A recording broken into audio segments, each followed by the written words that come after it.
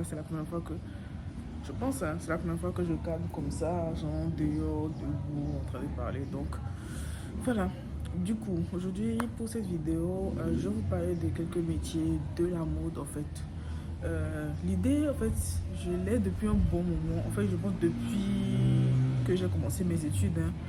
Mais là, j'ai eu un déclic. Voilà. Encore une fois, vous l'avez vu. En fait, je vais parler de surtout couture, stylisme, création. Voilà, ce genre de métier que les gens confondent énormément. Pas seulement en Afrique, hein, pas seulement en Afrique. Avant, je me disais que c'était plutôt en Afrique. Maintenant, je me suis rendu compte que les gens en général confondent beaucoup ces métiers. C'est un peu général en fait. Souvent quand il y a des métiers comme ça qui sont très, bon, genre, on va dire, il y a une dénomination générale et il y a plusieurs branches, les gens ont tendance à tout mélanger et penser que tout est tout en fait.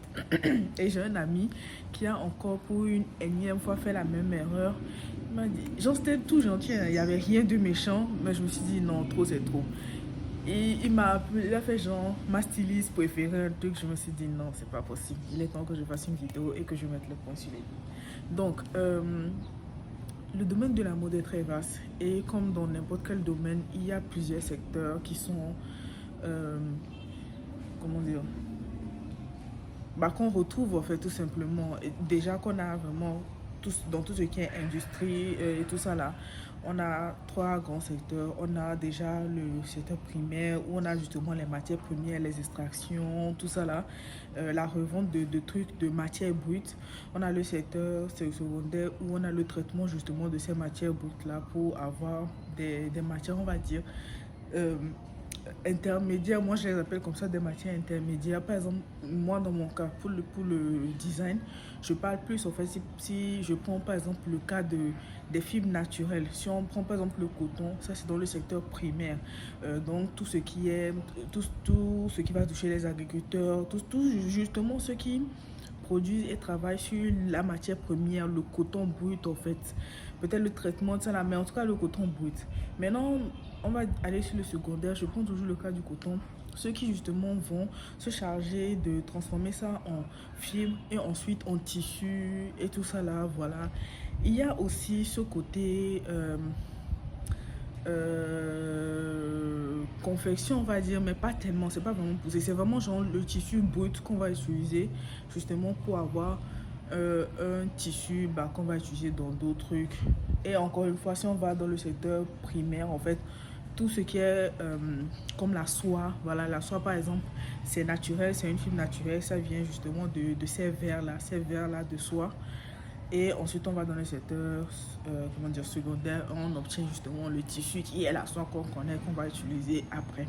Donc maintenant, nous, je vais dire, en tout cas, les gens comme moi, les designers, tout ça là, que vous connaissez sur les réseaux sociaux le plus, on est dans le secteur tertiaire, c'est-à-dire que nous, on est dans la transformation de ces matières-là qui ont déjà été, qui ont été traitées, mais qui sont encore dans un état, on va dire, un peu beau, c'est-à-dire sont dans cet état-là où on a besoin de les travailler pour avoir quelque chose bah, d'utilisable. Donc voilà. Maintenant, les métiers qui vous prêtent plus à confusion, il y en a énormément. Et il y a, et même, en fait, même moi, par exemple, en tant que designer, il y a différents types de designers. Mais les grands noms, en fait, que vous mélangez le plus, c'est souvent le marketiste, ou la marketiste, le ou la marketiste, voilà, le ou la couturier, le ou la designer ou créateur, créatrice, voilà. Vous confondez beaucoup. Donc, je vais prendre déjà ces trois-là et ensuite vous expliquer un peu plus comment ça fonctionne.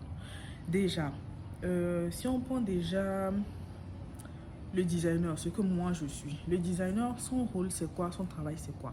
Le designer va étudier en fait une inspiration, mais va avoir une inspiration. En fait, pas tous, mais en général, on a une inspiration, on travaille sur des collections, on crée en fait, on crée des pièces.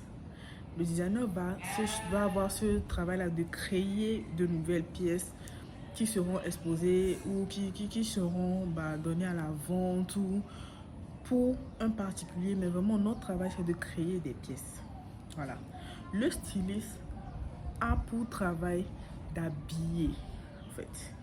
Le styliste a pour travail d'habiller une personne ou c'est vraiment dans styliste, retenez le mot style en fait. C'est vraiment dans le côté aspect, dans le côté visuel, dans le côté esthétique. Il n'y a pas vraiment de travail de création là-bas puisque vous prenez des pièces qui existent et vous les assemblez entre elles, tous les accessoires, tous les vêtements, vous assemblez et vous obtenez quelque chose par rapport à ce que vous vouliez ou ce que votre client voulait ou par rapport à, pardon, un esprit, comment dire, par rapport à une inspiration, par rapport à une idée. J'avais oublié d'ajouter ça et je pensais que c'était nécessaire. Un designer peut être styliste comme un styliste peut être designer. C'est-à-dire qu'une personne peut accumuler les deux fonctions. Pourquoi je dis ça en fait? C'est parce que, comment dire, les gens pensent que parce que je suis designer, directement j'ai les compétences de styliste. Non, je peux avoir ces deux compétences-là si je maîtrise ces deux domaines. Mais être designer ou être dans un domaine de la mode ne me permet pas d'avoir les compétences, ne me permet pas directement d'avoir les compétences poussées de l'autre sphère. Parce que je peux être designer, créer des pièces, mais ne pas savoir les assembler. C'est-à-dire que, par exemple, à la maison Versace, Donatella peut créer des pièces en séparé, c'est-à-dire qu'elle est justement le secteur, pas le secteur, la cellule création. Ils peuvent voilà, faire sortir des pièces, de beaux vêtements, de beaux accessoires, tout ça là. Mais ça peut être juste elle ou il peut y avoir un styliste carrément qui va s'occuper justement de mettre ces pièces-là ensemble et donner une esthétique ou un univers ou bon, donner en tout cas un look en fait. Je ne sais pas si vous comprenez ce que je veux dire. Donc, être designer ne veut pas forcément dire qu'on est bon ou qu'on est un styliste directement. On peut être styliste si justement on a les capacités d'être styliste. Mais être designer ne nous donne pas directement l'accès à la fonction de styliste. De même qu'être styliste ne nous donne pas directement l'accès à la fonction de designer. Parce que ce sont deux métiers qui ont l'air similaires mais qui sont fondamentalement différents. Le designer crée, le styliste assemble et donne en fait une identité, donne une esthétique en fait à toutes ces pièces-là mises ensemble. Voilà. Ciao! Voilà, ça c'est le travail du designer. Je dis designer, du styliste, pardon, excusez-moi. Maintenant, le travail du couturier. Il y a le marketiste aussi, j'ai failli oublier. Le travail du couturier, c'est de coudre. Aussi, en fait, c'est l'explication la plus simple que je peux vous donner. Le travail du couturier, c'est de coudre, en fait. On a besoin d'un vêtement. Le designer, le créateur a fini de créer son vêtement. Il part d'abord chez le marketiste et après avoir fait le patron, on envoie ça chez le couturier pour que le couturier puisse coudre. C'est sa spécialité. D'accord. Maintenant, le marketiste, je n'ai vraiment pas fait le lecture dans l'ordre, mais voilà, on va aller. Le marketiste, c'est justement cette personne-là qui, après avoir reçu le design, va le regarder et justement va le mettre sur papier en fait. C'est la meilleure explication que je puisse donner. Va le mettre sur papier. Je sais pas si j'ai un exemple là.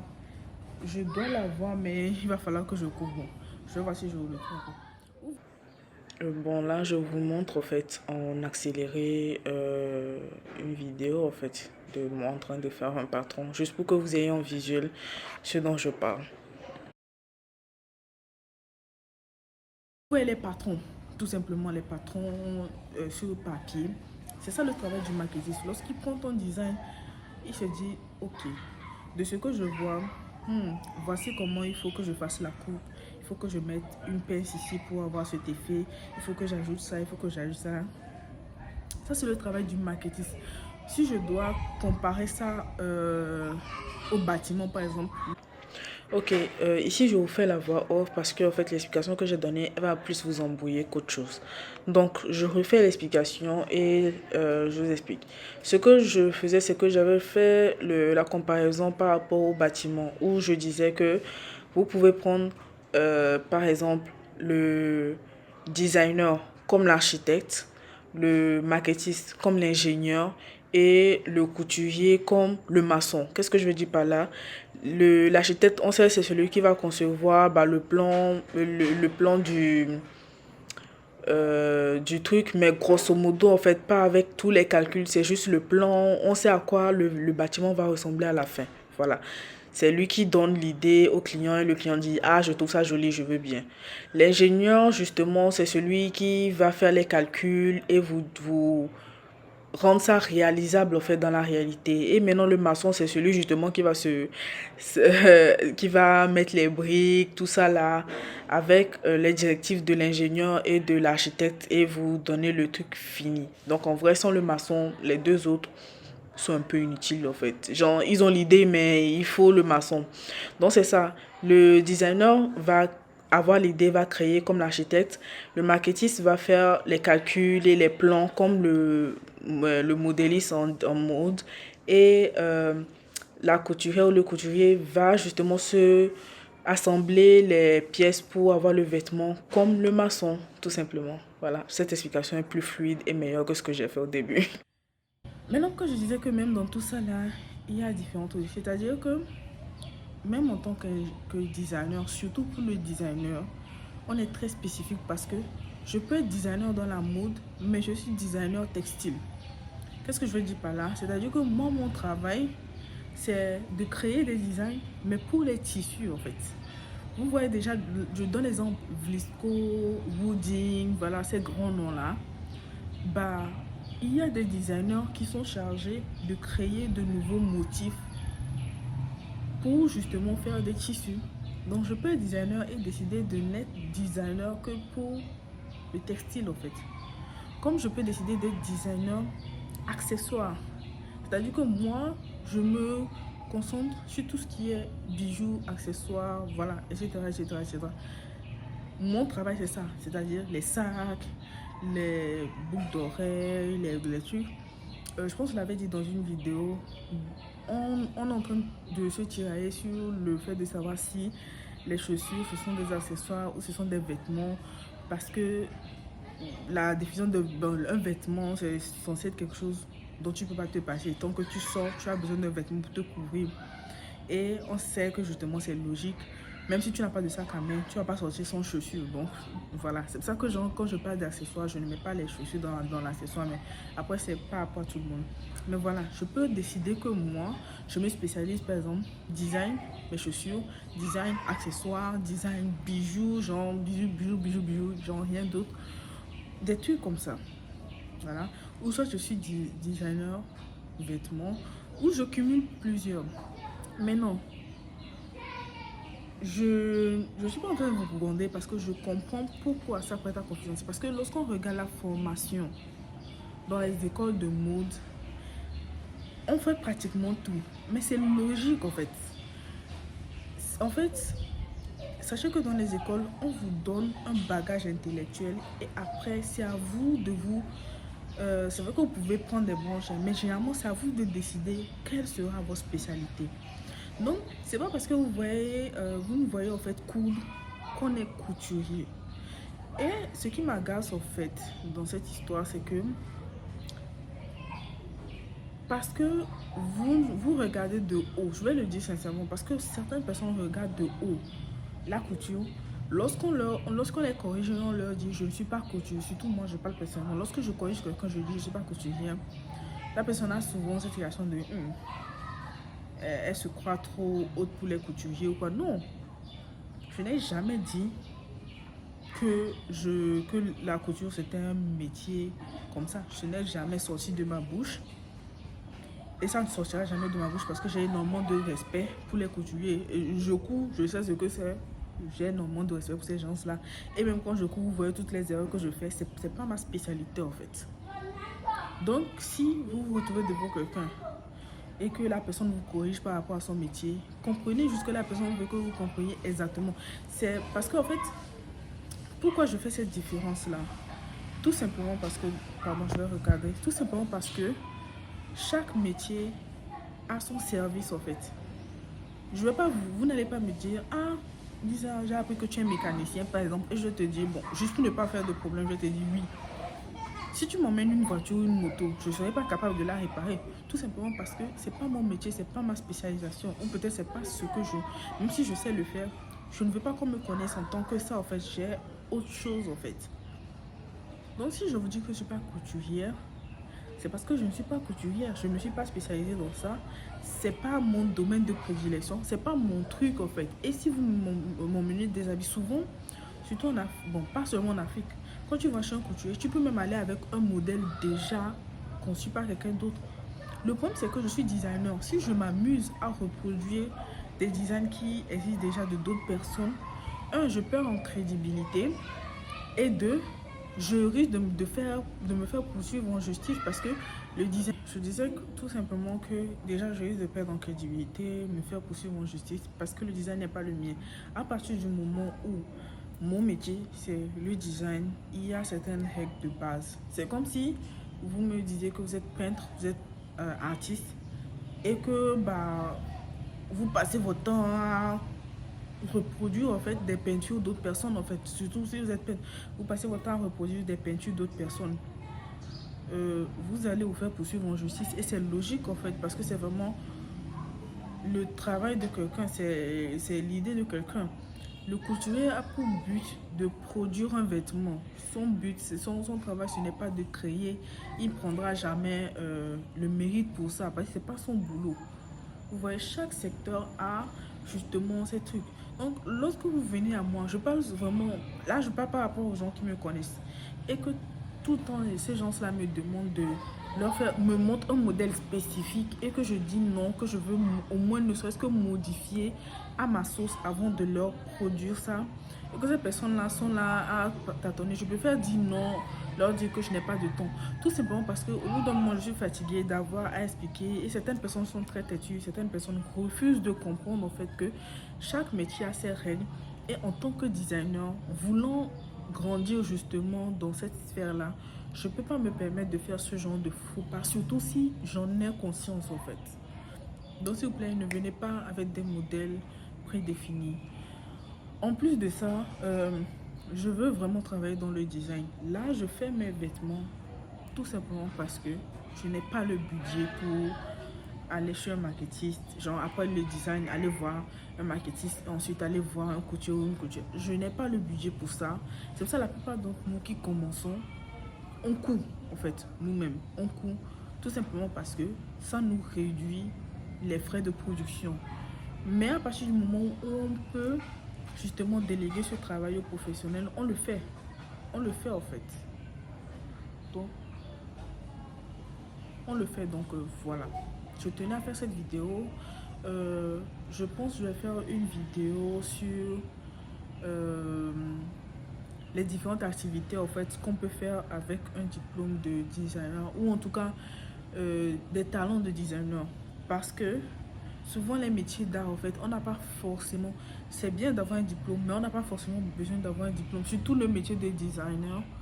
Si tu sais créer, tu as de belles idées, bah tu vas trouver du boulot. Tu vois, ce qu'on cherche c'est justement ce qu'on cherche c'est justement ça, de nouvelles idées, de la créativité. Et on a connu de grands noms qui n'ont pas fait d'école spécifique mais qui sont de bons designers en fait, tout simplement. Souvent les métiers d'art c'est ce qui est bien, tu n'as pas forcément besoin d'aller dans une école. Si tu as de bonnes idées et que tu trouves des personnes bienveillantes pour justement t'aider à atteindre certains niveaux, bah, tu peux très bien gagner ta vie. C'est pas comme les économistes, bah, si tu n'as pas de diplôme d'économie, ça va être compliqué. C'est pas comme autant de nos grands-parents où tu faisais de bons calculs et puis où on t'acclamait. Non, maintenant c'est plus compliqué. Il faut, pour certains métiers, on a vraiment besoin. C'est comme la médecine, quoi. Tu vas pas te lever et te nommer médecin comme ça. Donc voilà, je vais vous faire une vidéo sur les activités qu'on peut faire pour gagner de l'argent. Ça ne veut pas dire que c'est facile parce que regardez-moi, j'ai fini les études, en principe je peux faire ça, mais c'est une possibilité si vous connaissez des gens qui peuvent justement vous rémunérer et en faisant ces activités-là, faites-le. Donc c'est tout pour moi. Merci d'avoir regardé cette vidéo et on se dit à très bientôt pour la prochaine vidéo. Encore une fois, je vous prévois franchement minimum 3 vidéos, parce que normalement ça doit faire entre de 4 ou 5. Mais minimum, je suis vraiment en train de préparer 3 grosses vidéos sur. Les deux autres, je vais voir si je les incorpore dans les 3 ou si je vais juste faire d'autres vidéos. Donc ça fera 5, mais ce qui est sûr, je travaille actuellement sur 3 grosses vidéos. C'est la raison pour laquelle vous ne me voyez pas. Je galère toujours encore avec l'espace. Mais au moins, sachez que genre, je ne suis pas juste là à regarder la terre. En fait, non, je suis vraiment en train de bosser pour moi, déjà pour mon projet personnel, mais aussi pour vous offrir des vidéos beaucoup plus intéressantes. Je pense que ces 3 vidéos vont vraiment intéresser ceux qui sont dans la mode et dans l'art. Mais bon, on ne sait jamais pour les curieux. Du coup, on se dit à plus. Hasta la michou.